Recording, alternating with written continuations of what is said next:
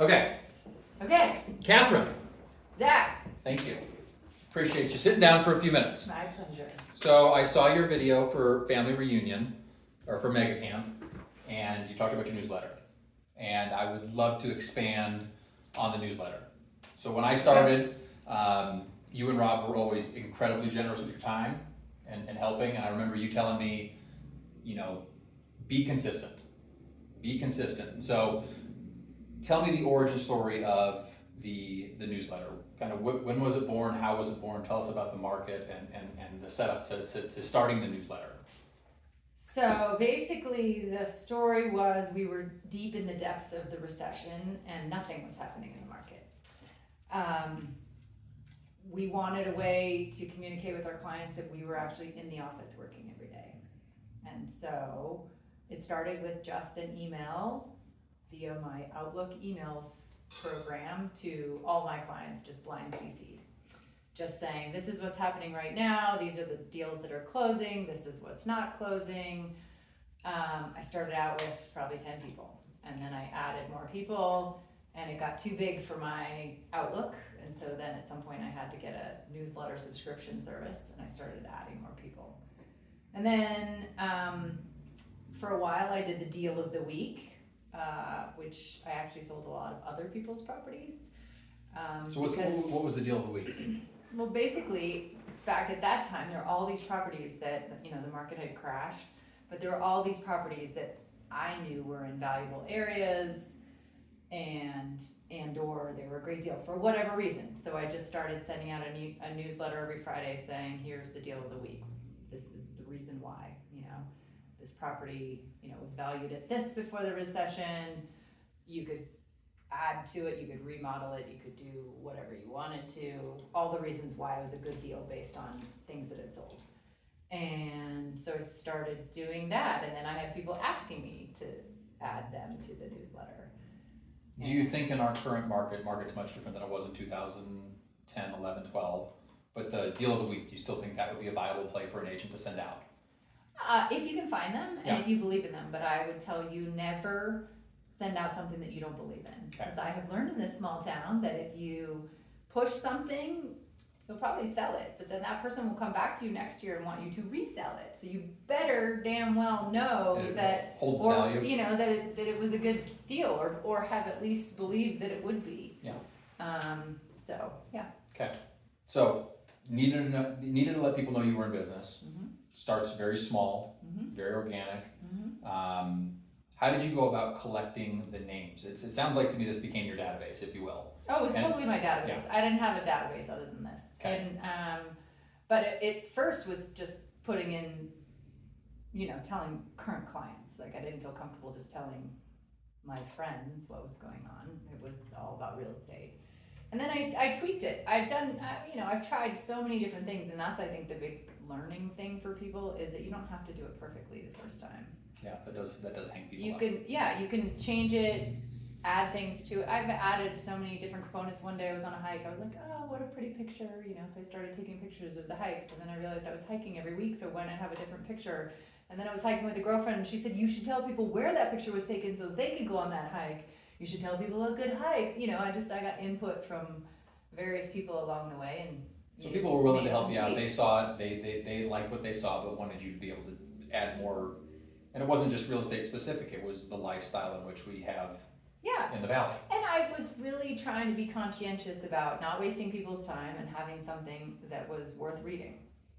Even if it's like, here are 3 new businesses that are, great new places to check out. Yeah, so if you were to advise somebody who would say, like, what do I put out? Like, I think people get overwhelmed with like a weekly thing. Mm-hmm. But I would say I think that's probably been. You do not need to be weekly. I think it's just as good monthly. In fact, don't overdo it. But I guess here's the difference. If would you disagree that your newsletter is your vehicle in which you communicate with? That would be your lead generation to a large degree. Yes. Because you don't make phone calls Monday through Friday. It's the first touch. I don't call people. Okay, you're not hosting open houses 5 days a week. Mm-hmm. You're not door knocking. Mm-hmm. You're not a social media queen. Mm-hmm. Right? So we go back to 2011, you sold 12 units for $5.4 million. Mm-hmm. We flash forward to 2024, Oh, and just to needle you a little bit, you were 17th in the MLS. Mhm. So you weren't top dog. 2024, 150 million. That's just to date, right? So all of last year, 216 million. So I think that there would be a difference in I get 12 newsletters from Catherine versus I get 40 or 50 newsletters from Catherine, right? Because Yeah, I think that it's- consistently.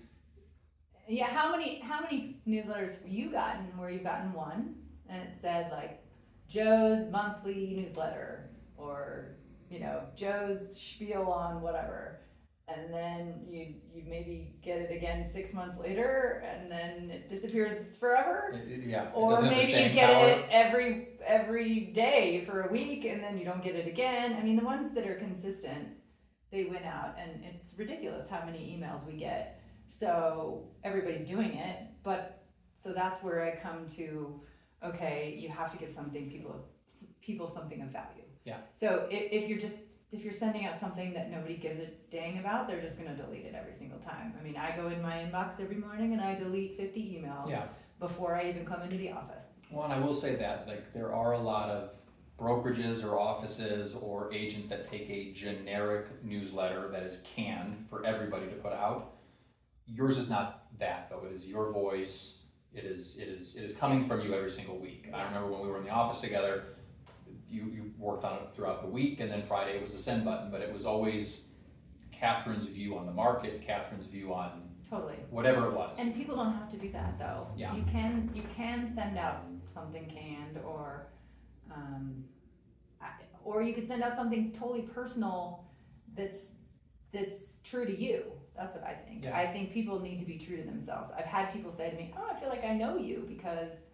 I mean, I have talked about my chickens in the dang newsletter. Yeah. Like, I talk about my kids. Yeah. I try not to overdo it, but there's a few one-liners in each one about what's going on in my life. Yeah. So. Well, I think that's why people do read it. They know that they're going to get top of line information because you are Ricks and Kronis is the number one, you guys are the number one brokers in the Valley. So they know they're going to get that value touch from the real estate standpoint, but they're also going to see like, oh, there's the human side to this as well. You guys are super philanthropic with your business too. I'm sure you touch on that and let people know a little bit about what you do on that side. But I guess at the end of the day, this really does boil down to just incredible consistency. Was there ever a time going back to 2011, you sold 12 units, you're like, gosh, okay, that was a lot of work to maybe make barely $100,000, especially with a partner sharing? Yeah. Was there a time where you were like, this isn't working, I want to quit doing it because it's a thing I do every week? Was there ever The newsletter Yeah. or real estate? both?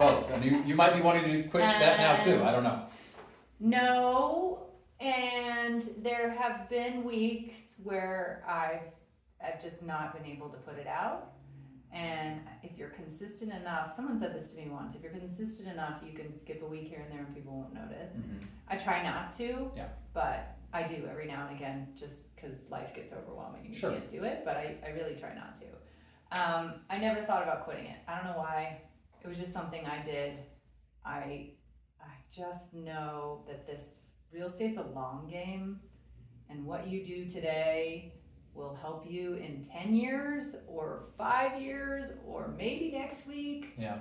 But consistency is the name of the game. Well, when I came on in 2012, I remember you guys wanting the $100 million mark was sort of like this light at the end of the tunnel, like if we could ever get there. And I think when I started, you guys maybe were 10, 15 million in volume. Yeah, 10 was a big number. Yeah, and so has the newsletter, do you think it has been the vessel in which you have really built this huge business around? Would you say if it was a stool, is this one of the three Sure. pieces to that stool? Sure, you still have to be good at your job. You have For to sure. know what you're talking about. You have to, make a concerted effort to work at it and know the market really well and all that kind of stuff. But yes, of course, because lead generation is the key. Yeah. And this is my lead generation. It's not everybody's. Everybody's got to figure out what works best for them. I mean, there are some people that are really great on the phone. I hate the phone. And I also hate people calling me. And so, like, out of the blue calling me. And Yeah. so I prefer to send an email because I feel like that's a less direct way to say, read this when you have time, How did you know it was gaining traction? How did I know? I just started, I started getting comments on it in the grocery store. And I had people say, and every now and again I test out, I'd be like, if you got to the bottom of, in my last line, I'd be like, if you got to the bottom of this email, next time I see you, tell me X, Y, and Z. I would sort of test. Yeah. And I had a few people, come up to me and be like, I read the whole thing and I know the answer to that or whatever. Goofy things, but most of the time just because people would comment on it. So, it's rare that I'll be out and about in some, setting where there's a lot of people where someone doesn't mention it. Yeah.